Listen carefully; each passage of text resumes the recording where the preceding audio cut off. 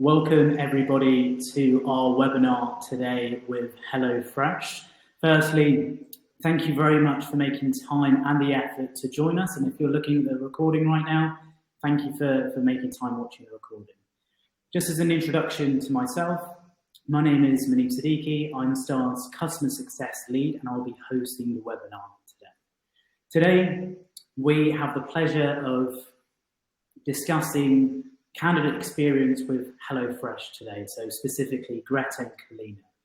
But before we get into that, today we're going to be discussing how HelloFresh utilizes candidate experience insights to hire and attract the best talent.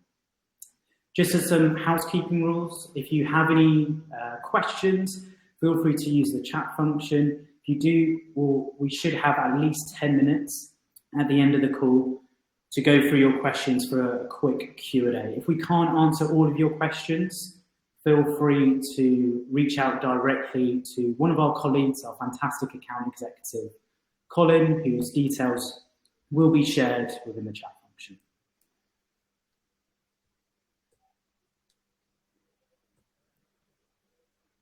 We can go to the next slide. Brilliant. So for those who aren't familiar with Start, we are a candidate experience analytics platform. So we really enable clients to help measure and analyze their candidate experience, really shedding the light on those blind spots during the hiring and recruitment process. If you haven't seen the news, we have recently merged with Talent Hub. So making sure that we are a global leader within the candidate experience space. We can go to the next slide. Brilliant. So why is candidate experience so important? Just looking at these statistics kind of drives the message of why this is such an important, why this is such a priority for a number of clients. Nearly over a third of candidates are more likely to accept a job offer after a good candidate experience, really driving the message of why there needs to be a good candidate experience to make sure that you're hiring and attracting that top tier talent. Nearly half of candidates with a bad candidate experience will share this experience with others. So really thinking about your employer brand when candidates have gone through, quite a negative experience. It's so important if they're sharing that with their family, with their friends. You've really got to think about your brand as a business.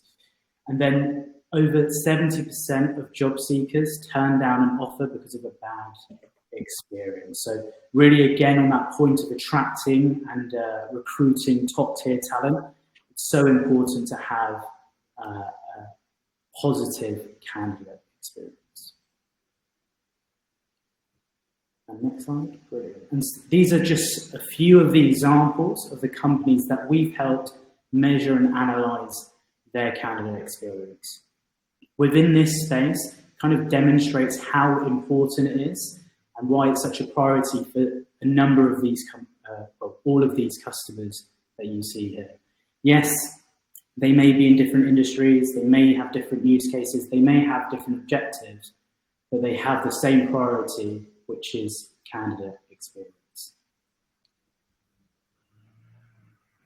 And now, without further ado, it's with an absolute pleasure to introduce you to the HelloFresh team, to Greta and Kalina, who's going to be talking about their experience within candidate experience, but also Start as well. So sharing any kind of best practices, how they've set goals, how they've made operational changes to a point where they've been able to elevate their candidate experience through data-backed decisions.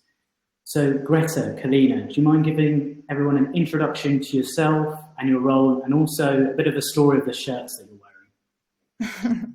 So first of all, actually, maybe, exactly, I can show my t-shirts. It says, I love candidate experience. Kalina has the same. Thank you so much, Start, for sending it to us. Actually, I mentioned this only as a joke, but yeah, we received this by post and we said, why not to wear this here? We do take our role very seriously, as you can see. So yeah, hi everyone. My name is Greta. I joined HelloFresh around 2 years ago. So in January it's going to be 2 years that I'm here.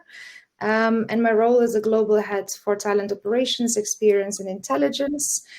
Managing two different teams. So first team is the candidate experience team, which Kalina is leading, and then the second one is the talent operations, where we're responsible for tooling, reporting, analytics, and different kind of systems.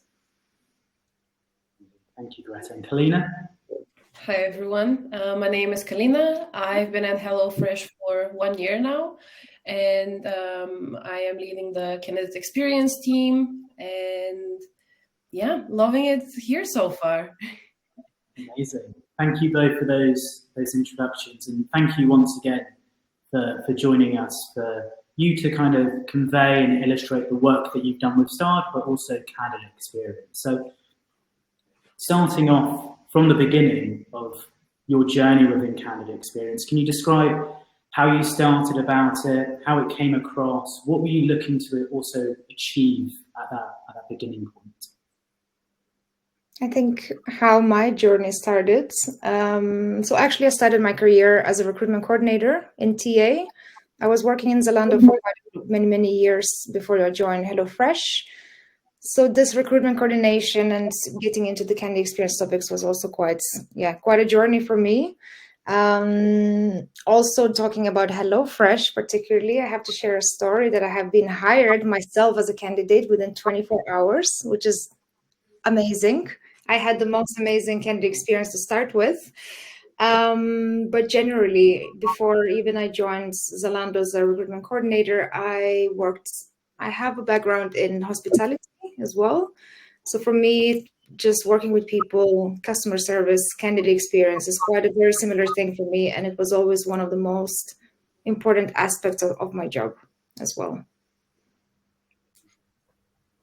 Yeah, for me, I actually went into recruitment I had a friend from a previous company who was working in HR, and back then I was in the operations department, and she was always telling me about, what HR is doing, what type of work they're in, and I always found it so interesting. So I was like, I think I would like to work in the people team sometime in the future. And then I applied for a candidate experience associate role at my previous company. And my experience, my candidate experience at HelloFresh wasn't within 24 hours as Greta's, but it was still a very nice process.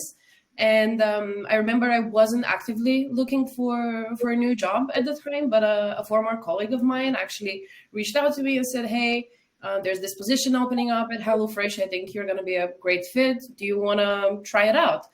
And I said, yeah, why not? And I remember the first interview I had with Greta. Originally, it was scheduled for 30 minutes, I think.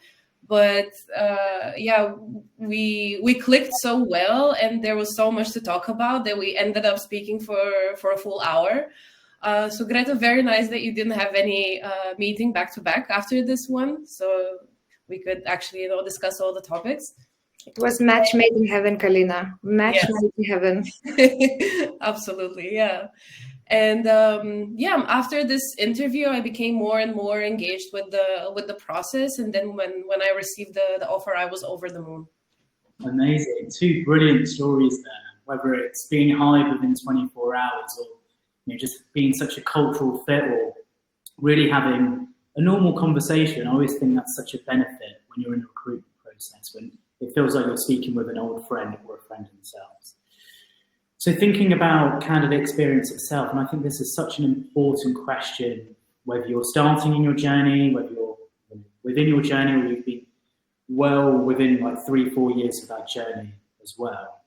What does candidate experience mean for yourselves and HelloFresh? Yeah, so at the beginning, candidate experience, when it started, it was a very new concept. It wasn't very widely understood, I want to say. And the team at HelloFresh, we had to implement different initiatives, innovate, change some processes internally and externally as well. And I think for HelloFresh, one of the most important things is that we view candidates as customers. So one of our innovations will be where candidates will have the opportunity to try our product during the hiring process. And I want to share another story of mine, which really showed to me how important good candidate experience is. I applied for a role at a very well-known company here in Berlin. And I had one interview, and then the recruitment team went MIA. I wasn't able to get hold of them for weeks. Then eventually the recruiter replied to me and said that the hiring manager is on vacation for 2 weeks. And then after 3 more weeks, they finally got back to me. But at this time, I was already mentally checked out of the process. So for me, the most important thing is that none of our candidates have to go through this ever. Amazing. Great. It's such an unfortunate thing that happens as well. You've put so much effort into applying for a role. You get set these expectations from the hiring team, and they're just not met. You see it pretty much every day if you are looking for a job. So yeah, thank you very much for sharing that, Kalina. Especially in this competitive market, right?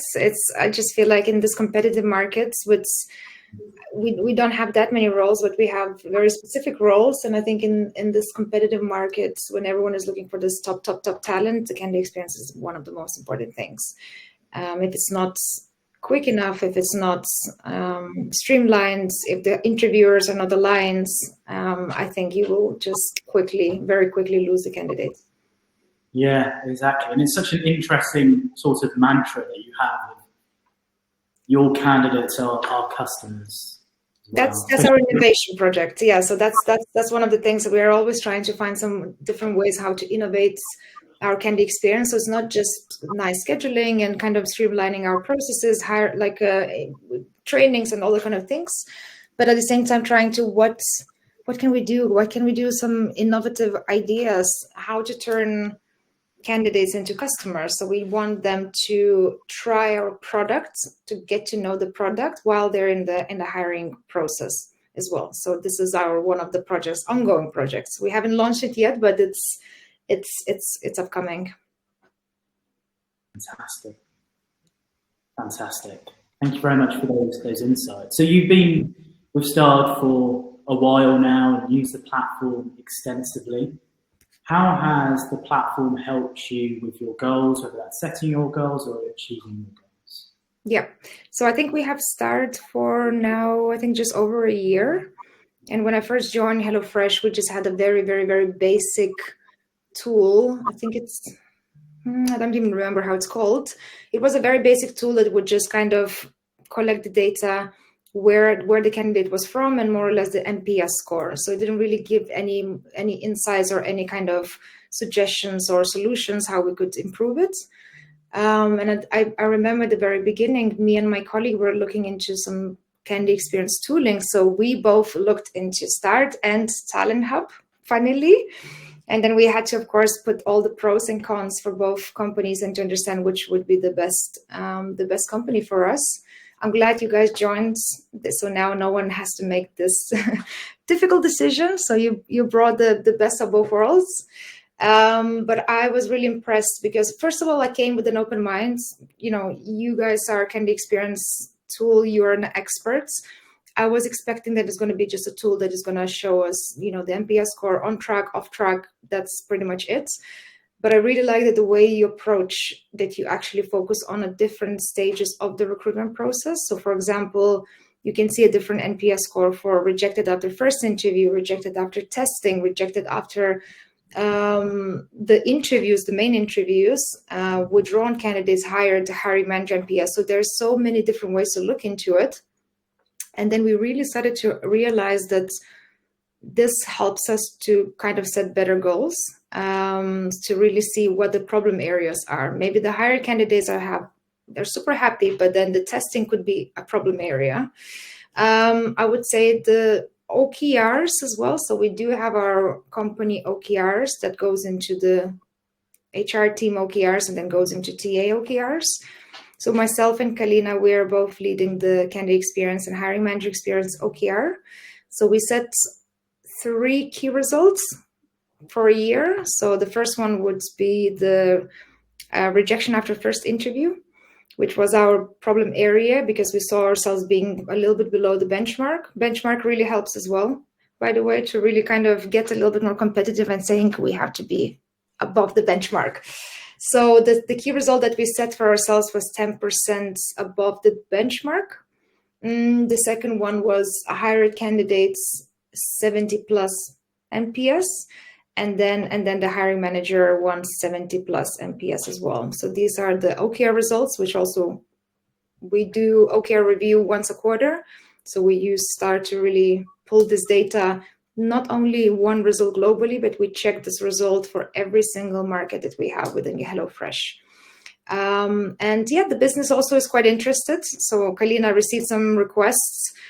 For example, execs from the marketing or execs from tech, they say, I would like to see a little bit more intensive report about my business area. I would like to see what the candidates are saying, how we're performing, because on START you can really drill down and really check different areas, different kind of sources of candidates. So we're really able to kind of look into this data as well. Brilliant. Thank you very much for that insight. It's great to hear how your journey with goal setting, objectives within candidate experience has evolved. You had a basic tool before, perhaps that even in turn had basic objectives, but exploring it and starting to define what candidate experience means for you has allowed you to continuously evolve those objectives. Exactly.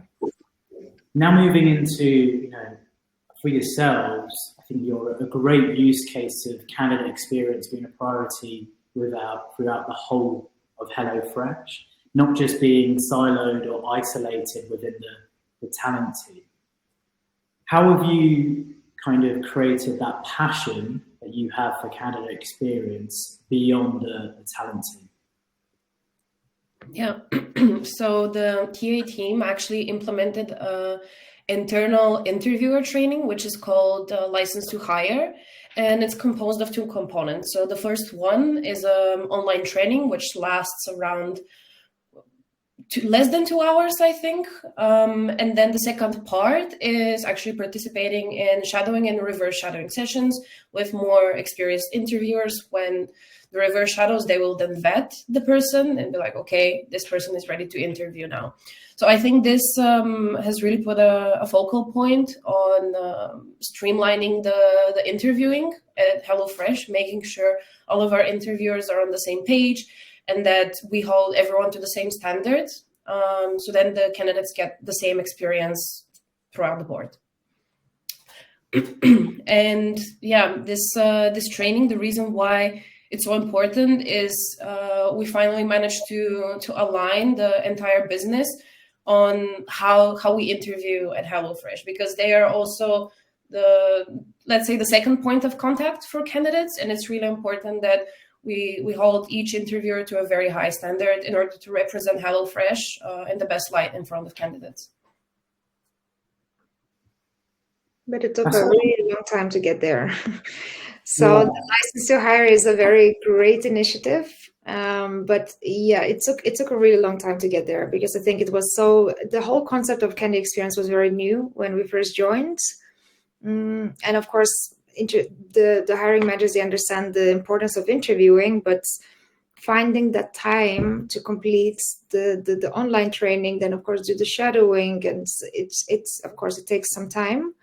Some were more open to it, and some we needed a little push. But I believe that I see a lot of support from really executive stakeholders that we have, and the business leaders. They are the ones really advocating for it, helping us to set the rules as well. And then they are the ones that are also keeping their teams accountable. So it's not only just talent acquisition against the world, but it's also we have that kind of support from the business to train the teams as well. Yeah. And also, it's a constant work in progress, License to Hire. We're constantly trying to improve the way we track, improve the way we go about, increase engagement, and so on. So it's not a done and dusted kind of thing. It's continuously evolving. Yeah, I can imagine, especially with all this sort of change management. When you implement software like Style, you're going to have this natural pushback, or some people will be very open to it. through Start, how are you able to create that sort of internal narrative around candidate experience? You mentioned about the training that you're doing, the shadowing. You've also got this kind of top-down approach of value, so everyone's singing from the same hymn sheet. But yeah, how did you utilize Start in that way? Singing from the same hymn sheet, never heard that saying before. So what we have as well in the team, we do have internal talent intelligence reports. So I know that talent intelligence means different things in different companies, but we do have our own internal reports. So every candidate experience specialist, they would pull the reports every month for their business area, so business responsibility of the area. So the report is basically all the most important metrics. We have the targets and then where we stand for this month. And then we do attach a Start report as well that we pull out. So we do not go into super deeply into every recruitment stage because the areas are usually response rate is a little bit lower. But we look into this nice and clear way of presenting the data that you can pull the report from Start. So you see the NPS for rejected, hired, withdrawn candidates, the satisfaction scores, and we do attach the comments as well because that helps to kind of give a little bit more context. So the candidate experience specialists, they prepare those reports, then Kalina checks them, and then I would send them out to the business. I send it out to maybe 400 people, and so different kind of countries and stakeholders from the business. And they really, at the beginning, it was also, why are we getting this? Why do we need to look at this? But it really became something that they really got used to receiving. And we do have also some kind of questions that comes out of it, and the stakeholders started to be a bit more interested in, okay, I want to see a little bit more of it. So because we do this monthly, they sometimes want a report that maybe comparing maybe first quarter with the second quarter, or first half of the year with the second half of the year. Maybe at the end of this year, we will probably do maybe some kind of like a recap of the last year that just went. So the possibilities are endless, but we do have a good support. We do finally, I think after a year now, we do have quite a lot of people really interested in these reports, which is really, really happy. Otherwise, it would feel very meaningless if we would just send these reports and no one would appreciate them. Yeah, I'm really glad that you kind of had, perhaps at the beginning, the stakeholders perhaps didn't see the value in it, but now they really see it as a conversation starter. And when you're trying to make these changes or be more strategic, you actually have data to back that up, and you also have the stakeholders involved in that. Exactly. Well. Yeah. Amazing. So, if we look back at the last year and a half in the TA space, it's very much changed quite drastically. Hiring goals have changed. Companies are trying to attract the best talent. Yeah. How's improving candidate experience? How is improving candidate experience helped HelloFresh attract those best candidates? Yeah. So I think things changed generally for a lot of tech companies in the last year. I think a lot of people can confirm it. So I remember after pandemic, it was all about scaling, and most the tech companies were actually booming. And it was kind of more volume hiring. And now a lot of companies had hiring freezes, and we're focusing on more quality, more criteria defined candidates, but also a little bit more, at least that's what I've noticed from HelloFresh, is more senior candidates that we're focusing on. And even though maybe the candidate pool seems to be a little bit, we have a lot of candidates looking for a job at the moment, but still, if you're looking for that very niche kind of candidate, or you have very specific criteria, it's still very hard to find. And the good ones has a lot of offers. That's why I mentioned at the very beginning, it's a very competitive market. There's a lot of companies looking for the same people, and there's endless possibilities for them to choose from. So I think candidate experience is really, really, really important, because if we make an offer to the candidate, we want them to feel the same about us. It's so painful if they say no to us. So we need to make sure that, we don't really make it worse for ourselves by being slow, not responding to candidates, or just, I don't know, abandoning candidates, or just in general if the interviewers are not aligned and the candidate feels that there's some kind of chaos in the interview, they wouldn't want to join this kind of team possibly. We do listen to candidates' feedback very seriously as well. We do read the comments. We approach teams, to kind of talk about these comments as well. We ask the candidate experience specialist to keep everyone accountable, because candidate experience responsibility is not just the candidate experience specialists, but it's also the whole hiring team. It's the recruiter, it's the hiring manager, it's everyone involved in the process. So I think that's really important for us. And good candidate experience, it's also good employer brands. So the more people had good experience, even if they didn't get the job, they would still have that feeling like, okay, actually I really enjoyed this company, I enjoyed the process. Maybe there's going to be something in the future. So it's really important to just kind of leave that long-lasting impression for us. It's a lifestyle. Good candidate experience is a lifestyle. Yeah, and also I feel like, especially as Greta said today, that the market is so competitive, and I feel like good candidate experience is what's making the difference for a lot of candidates, because I also feel like the market's perception is shifting right now from salary focused candidates to candidates who are actually investing in the culture and everything. And I feel like showcasing our good candidate experience also gives a glimpse to the candidates of what our culture is like. So that's also one of the reasons why it's super important. Yeah, I think it goes back to that point of you saying about how your candidates, you treat them like customers. We should treat them like customers. I think everyone in this call has bought something before. We have very high demands. You've got to think of the same for candidates. And it's really interesting that you mentioned how in the last year and a half, you've shifted away from volume, quantity of hires to really focusing on being surgical on those quality of hires.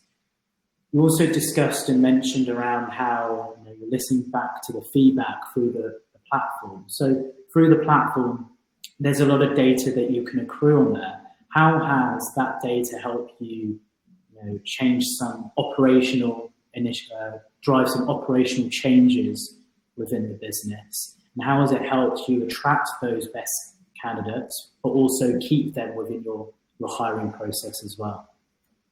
Yeah, so as Greta mentioned earlier, we're leading the OKR for candidate and hiring manager experience. And I can share a success story that we're both very, very proud of. So based on the feedback we got from start, and especially diving deeper into the comments, because I noticed that the comments are really the place to look at when you're trying to find very specific action points. We actually managed to improve our NPS score for rejection after first interview by implementing a couple of initiatives. So the first one was we revamped our rejection templates to make them sound more empathetic, and we also added a sentence in those rejection templates that shows the candidates that we are available for a feedback call if they're interested, because this was the number one area that was highlighted by candidates, that they were missing feedback from us. So we're like, okay, how do we ensure that candidates feel heard, feel that we care about them, we want them to improve in their job search? So that's what we did for the rejection templates. And also for the internal side, we held a training on how to provide good feedback to candidates. In this training, we highlighted some do's and don'ts, some legal constraints, because we live in Germany and there's a lot of legal constraints around feedback here. Yeah, that's something that really helped with our NPS score. And when Greta had the OKR review recently, the score was so good. I also checked it myself, because I was like, are we pulling the numbers correctly? But you did double check. You did double check. So, Kalina, why are you double checking the results? You don't believe me? But I couldn't believe it myself, actually. Yeah. Yeah. So yeah, it's great to see that when we're seeing the problem areas and acting on them, it really pays off, and we're doing something right. Yeah, I think it demonstrates only with a few tweaks. You mentioned about slightly changing your surveys to be more empathetic. You had a call to action for those candidates who did not have a great experience. A few small changes go such a long way, as you saw with the scores that you had. I think it's also because we knew what to focus on. So I think because we knew that we have to focus on the first rejection of the first interview, because that was the biggest problem area, we could understand what could be the problem, and then reading comments and going very deep and understanding that maybe the feedback could be an issue, could be maybe generic lack of feedback, or generic interview templates could be an issue. That's how we kind of found different initiatives, what we can take, or different projects. If we would just be looking at just an NPS score for rejected candidates, how would you know? How would you know what to focus on? So I think that really, really, really helped. But yeah, this OKR review, so we do this once a quarter. And then we saw the increase in the NPS for that every quarter. But this quarter, it was just, it was just unbelievable. We couldn't, me and Kalina, we both couldn't believe it. We're like, okay, I know we're doing great, but like, I mean, that's a huge difference that it made. Because I think feedback in general for candidates is one of the most important things they always ask for. Even that 5-minute call, even after the first interview, sometimes can do wonders for the candidates. Yeah, I think that's incredibly insightful on how you can be so strategic in your actions within candidate experience. Yes, you've got this NPS as the overarching metric, but by drilling into the data, going more into the insights and the dashboards, you can actually focus more surgically on certain areas within the hiring process. Exactly. If we focus on setting those goals and the importance of it, taking back to when you started within candidate experience, what were you trying to achieve at that beginning point? What kind of initiated you to explore the idea of candidate experience and look for solutions and platforms like Stard and Talent Hub? Yeah, I think I'm a big fan in general about personalizing this kind of goal setting. Yes, we have our own OKRs. So OKRs are very, very company aligned and team aligned. And we have our key results that are kind of aligned between the global team. But what comes to just in general, looking at the candidate experience and what the candidates has to say, I feel like the goal setting needs to be quite personalized depending on the area. So we have tech recruitment, and we have commercial recruitment, we have exec recruitment, and all of those areas might have very different issues to focus on, maybe problem areas, or maybe some things that we are good at, but we could improve. So I think the idea was that we have a different candidate experience specialist looking after different areas. So we have someone looking for engineering candidates or roles, and then we have someone looking after marketing or operations or legal or finance. And then we want the candidate experience specialist to be focused on their particular area, because they know the hiring managers, they know the stakeholders, they know the recruitment teams, and that they would act as a consultant. So when they pull these reports, it's not just data that we will send out by email and then you can deal with it, but telling a story, giving kind of noticing the trends. Maybe are we increasing, are we decreasing in this? Giving presentations to the talent acquisition teams and talking about it. Hey, we see the drop maybe in not only NPS, but we also look into the satisfaction scores. So for example, it could be respectful hiring or just any other score that maybe dropped significantly. So then talking about what happens. I think different markets as well. So we use Stard globally. So maybe what is the problem area in Berlin could not be, maybe it's a different kind of problem area in Australia or somewhere in the UK. So I think it's for me, goal setting with tool like Stard is really important, that you can personalize it. You can filter it, you can personalize it, you can really look into a deeper kind of insights. And then, of course, what do you do with the data? Do you just give the data and then kind of that's it? Or do you actually tell a story with it? And that's something that's, our team is it's still quite new. I think we have the team for like 2 years now. So they are growing in the role to become a little bit more as an advisor for the candidate experience. So telling that story internally using the data. Also, just wanted to mention as well, the respectful hiring.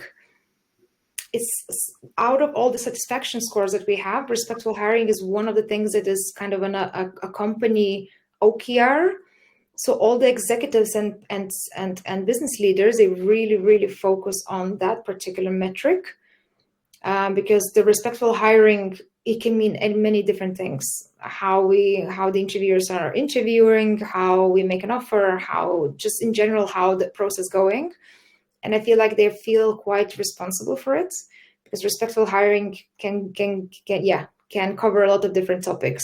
So that's one of the goals that is being set by the company itself to increase the score for the respectful hiring. Brilliant. I think that's so important to mention around like the personalization of your goals. You know, every team, every region is going to be different. You touched upon the regional differences between Berlin, Australia, London, etc. And also that respectful hiring, making sure that it aligns to your company-wide objectives is so important, because what's the point of setting those objectives if you aren't going to be meeting them as well? So START is a great way to be utilising that, helping you understand where you are in those OKRs or all those goals. When it comes to the approach of goal setting, what does that currently look like? Goal setting within candidate experience. What does that look like within HelloFresh? How do you set that internally? Yeah, so as Greta already mentioned, each person from the candidate experience team is responsible for preparing a talent intelligence report for their own business area. And it doesn't end there. So after they prepare the report, they set up a meeting with the stakeholders, the recruiters, the team leads, and they go in and they discuss this report. Why are we trailing back this month or on this specific metric? What happened this month? Why did we exceed the metric last month? What are we doing differently? What can we do better? I think this is really important to have those meetings, because it reinforces the notion that the candidate experience team is also an advisor, a trusted advisor to the rest of the TA team, as well as the business.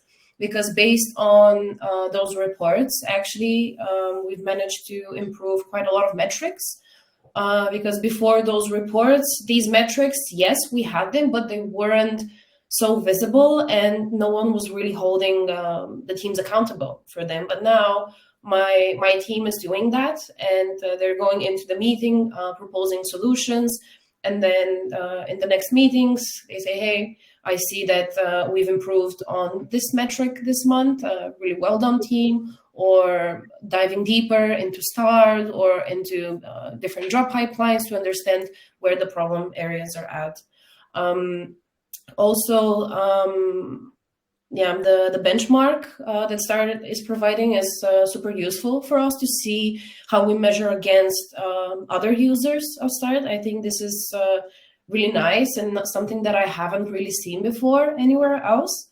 And last but not least, we have an internal training path here for the candidate experience team on a learning platform, and it covers all sorts of candidate experience topics. And a bit of shameless plug here, but my team is the highest scoring on completion rate so far. So also, candidate experience people, give yourself a pat on the back for that. No shame plug as well, but not at all. Sorry, Greta, you're going to say something. I also just wanted to add, I think, about the license to hire, not only a license to hire, but also the reports that we send out to the business.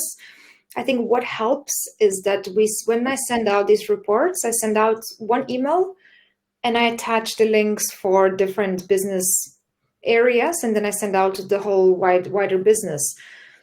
It's not naming shaming. It's not in that way. But I think just because a lot of people and stakeholders can access those reports, even if you're not from that area, kind of keeps them accountable a bit more as well. So when you know that your maybe some kind of colleagues from different departments can also just click and say, okay, I just want to see how they're doing.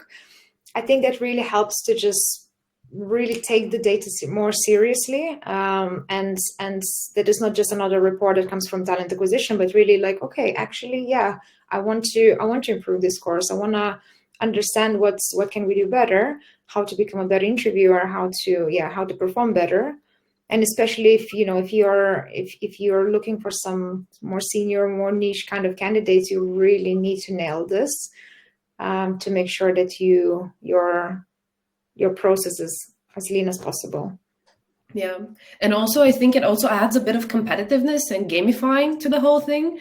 Because, for example, a senior business leader is looking at a different business unit and they're like, oh, what are they doing differently that we can't do? And then they talk between each other, they exchange best practices. So I think this really also encourages them to become better hiring people. For me, it's the benchmark. When I see the START benchmark, I'm like, no way. I need to improve this for sure. Yeah, I think it's at least for the competitive people, I guess. It's really helpful to have that kind of, to where do you measure yourself? I like that exactly. You can measure yourself against different sizes companies and different kind of industries.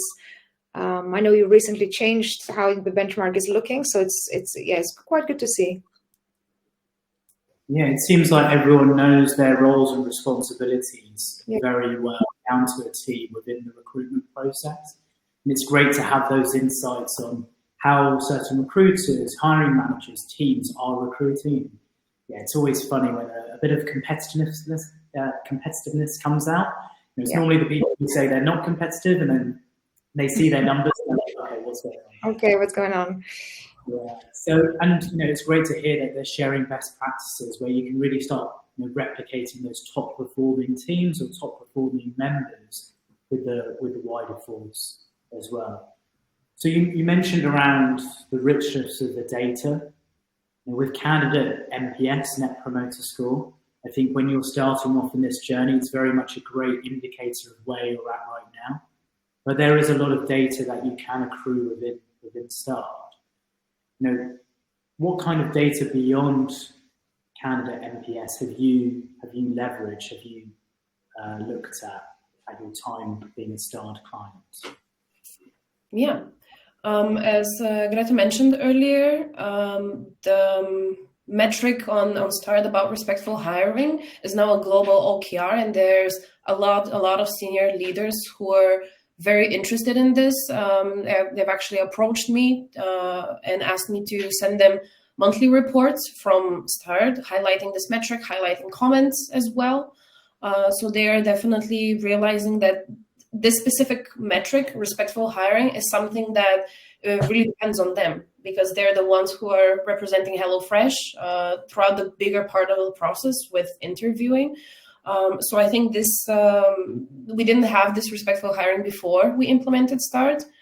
I think also more intangible result is an increased focus on candidate experience within the business. And we're really lucky that we have senior leaders who are highly invested and interested in that. And they're also keeping their teams accountable, because we as a TA team, there's only so much we can do if the managers of the people who are interviewing are not holding them accountable as well. So I think that's really, really big change here. And I think also generally just the reputation of the candidate experience team, it shifted from just being the people who schedule interviews to people who are advisors who always keep the candidate's best interest at heart, who the business can reach out to if they have questions about what is a good candidate experience. They're also holding hiring managers accountable, for example, if they're canceling last minute, for example, or not showing up to the interview at all. My team always follows up with them and lets them know that this is really not ideal candidate experience, and these situations have to be avoided at all costs. So I think these are the main things that come up to mind. I really like the one about reputation of the team, because I feel like only the bigger companies has the luxury of having maybe the sourcing team or talent engagement teams or candidate experience teams. And sometimes they just being looked at as nice to haves, but it really depends what kind of initiatives you do within the company and within the team. And I really like that candidate experience team became way more visible and way more, just the reputation of the team became a bit more, that we are just not just recruitment coordinators that schedules interviews, but we're also acting as an advisors, and we do a lot of initiatives to make sure that this process is more leaner. Yes, we are more the back office kind of people, but still we do a lot of things to really improve that. And then of course, when we see this OKR results, that it actually works, it just makes us really, really happy. Also, hence the shirts. I love the shirts. Living by the motto, I love candidate experience. Yes. Thank you so much for those insights, being so transparent in your journey and candidate experience as well. We at Stard, but also I'm sure everyone on this call really appreciates the detail that you've gone into in your journey. So we've got about 15 minutes left, so I just want to pass it over to the rest of the attendees with some of the questions that they've asked. So one directed to you, Greta. In your evaluation, where do you observe the most significant impacts in terms of stakeholders receiving the monthly CEX report? Where do I see the most impact?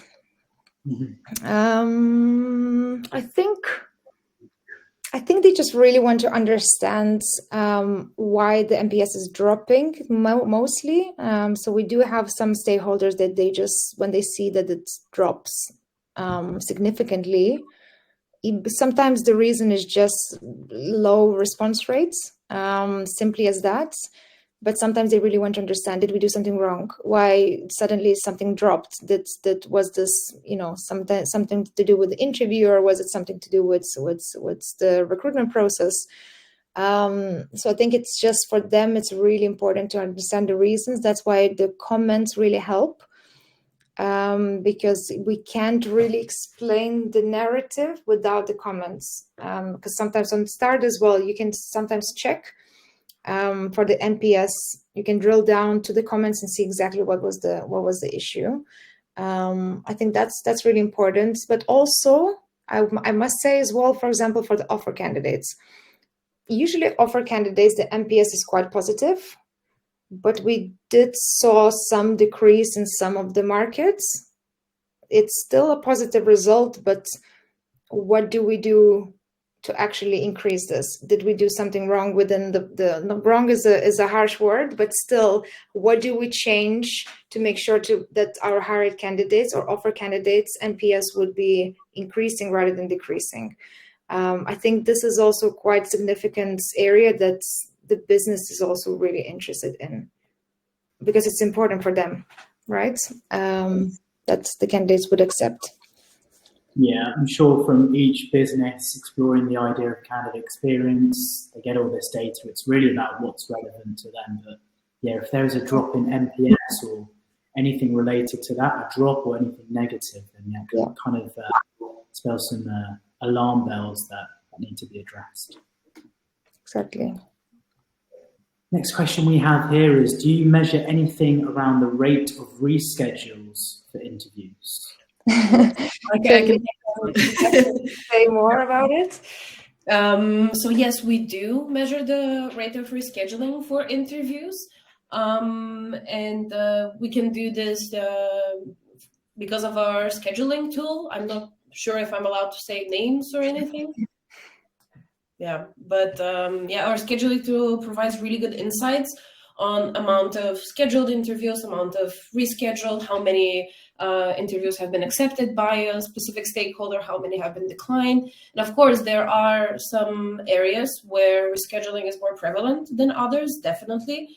And what we noticed is that the biggest reason for rescheduling interviews is low engagement from interviewers. People just not being informed properly about how our process looks like, how our training looks like as well. So we're also currently working on improving that engagement. We do have also specific areas that is a bit more of a bigger problem than others.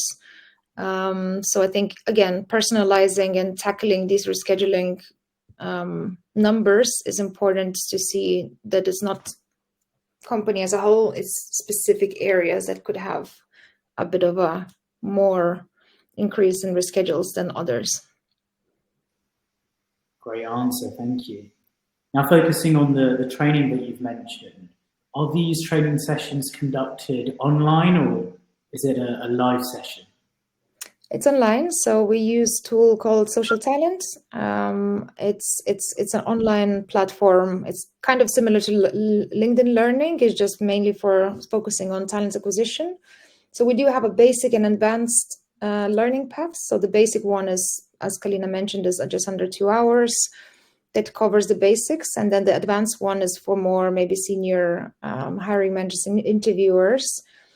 It just focuses on different kind of topics, and it's a little bit longer. And then after they finish the online training, then they would have to do the shadowing sessions, and after shadowing, they would get the official license to hire. Yeah, and also I just want to add that the reason why we decided to have asynchronous learning is because a lot of the interviewers are more senior stakeholders, and I think it's important for them to be able to choose when and where they do the training, rather than having, for example, like a quarterly block. I think it also helps them make sure that if they don't understand something, they can always go back, rewatch. So I think that's a really good way to go about this. Yeah, I love that you're so considerate in terms of the flexibility of the training. If it's standard training, people have to join at a specific time, place. I see a lot of eye rolls with that, so it's great that you demonstrate that ability to do it whenever they like.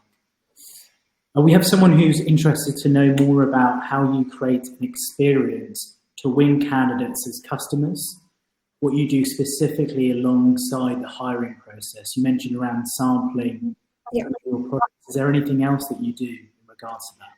Yeah, so we do still trying to test out what we can do and what we cannot do. So one of the initiatives is just to offer maybe some kind of discount vouchers to candidates, but very, very early at the hiring process to not get kind of bias with candidates. But we're still checking because the laws and the GDPR is very, very different based on the market. So the candidates have to opt in to receive this kind of voucher. So there's still some kind of a bit longer process to see if we're able to do this. But one of the initiatives, for example, is when we have HelloFresh website, and we do have a lot of recipes on our website globally. So for example, we would like to include our favorites. So if I'm a recruiter, I would like to include my favorite recipe in my signature. And that just it's a very small initiative, but I think it still can, for a candidate, it could be like, okay, I see there's, I don't know, mac and cheese, and I will just click on it, and then I'm at the website already, and maybe that would spark your interest to try the products. Another initiatives that I would like to do as well, maybe get an official training from our brand marketing team, how to sell the product during the interviews, not selling, but just how to say a story about our product during interviews. What do we like about the products? How we tested the product, just to kind of spark that kind of interest. So we haven't, apart from the signature recipe, we haven't tried any of the initiatives yet, but we have a kind of a long list of things that we would like to try. It's a project, it's an innovative project that we would like to try. I haven't really heard anyone doing that, so we'll see if it works. I know that some companies also offer the discount codes after they fill in the survey, the candidate survey, but we would like them to try the product before they try, or when they're in a hiring process, not after. So we're just trying to find the ways how to do it. Yeah, I also just want to add that another thing that we're currently doing is we're sending each candidate a pre-engagement pack, we call, where we explain what our process looks like, what kind of benefits we are offering, what are some highlights of our office, just highlighting our culture, and sharing a couple of videos from inside HelloFresh. That's also another thing we have. That's brilliant. I need to find out what your favorite recipes are.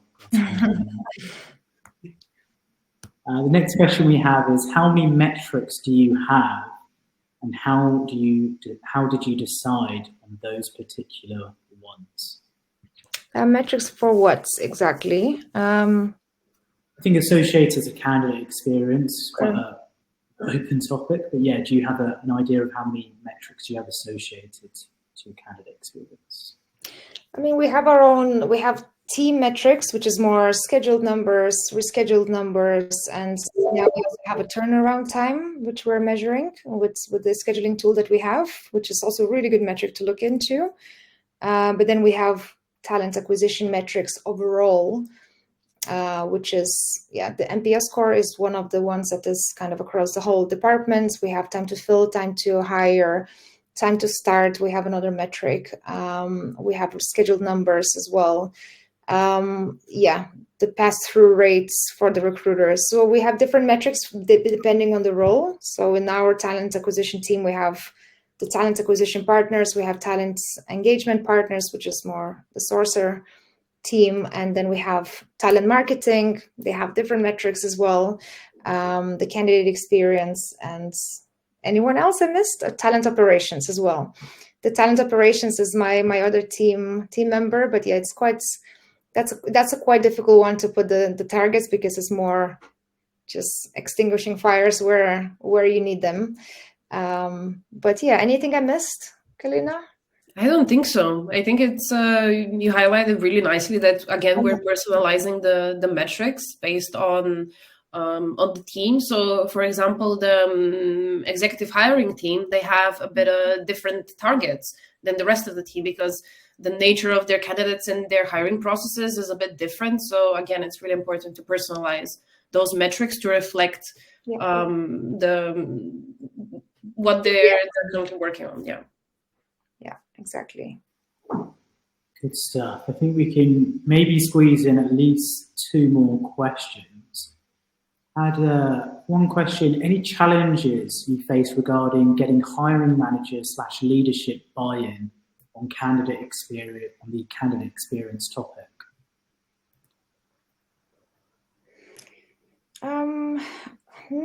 Well, I think it was the very beginning of it, when I started to send out these reports. Didn't really, when you send an email, but then you just don't hear it back. Nothing, no negative or positive feedback. So it can feel a bit that it's just another email that goes through the inbox and no one is really interested in it. But then I started to slowly get some responses. Hey, I would like to look into this, and where do I find more of this data? How can I see it? And we kind of give them a link to our data source, and they can kind of look into it themselves. So I think with this report, it took some time for them to really see the value in it. But then I think with the hiring license to hire, that was a little bit more struggles. Some stakeholders, they just said, I've done interviews before in my previous company. I've done this before. Why do I have to do this? I have things to do. It takes a few hours of my precious time. But then you really need to explain them that, yes, you did some interviews in your previous company, but this is HelloFresh. We might have different processes. We have maybe different kind of way of approaching the interview process. We want to make sure that, we have a set of questions. We have our DNA questions that we want to test the culture of the candidates. And we just ask them to do the basic training, which will not hurt, but it would really help to streamline the process for everyone to be more aligned and to deliver a better candidate experience. So sometimes, yes, we have to explain this again and remind them that this is why they have to do this. And some teams are a bit more receptive of that, and some you still have to push a little bit more. But we did, usually when we ask their managers, so more senior business stakeholders, they see the value and they usually take over the ownership and say, okay, let me speak with my team. I will remind again that this is important. And I feel like we kind of got this buy-in, at least from most of the senior stakeholders. Like Kalina said, it's working in progress because the process is quite complex. The reporting of the process and finding out who completed it, who didn't, is also quite a challenge. But we definitely see the value. And it is a big goal to get every interviewer trained. And we've done, I think in the last couple of years, I think we've done more than 300 or 400 people. We've trained them. So it's a lot. It's you have to really kind of dedicate yourself to this process. But one day, hopefully, everyone is going to be trained and everything is going to be like in a perfect world. Right, Kalina? Hopefully. Thank you so much for answering those questions. And again, thank you, Greta and Kalina, for sharing your best practices and insights in candidate experience. I'm sure it's been incredibly invaluable for everyone who's joined that call. So just as a closing statement, so once this has been finished, you will be sent the recording along with the presentation. That's to everyone who's joined this call and registered for the event. If you have any questions, feel free to reach out to the STAR team, and our socials, myself, Greta and Kalina, should be shared with you as well. So feel free to reach out to us directly. But thank you everyone who made time to speak today. And thank you once again to Greta and Kalina. Thank you so much. Thank you so much. Bye. Take care. Bye-bye.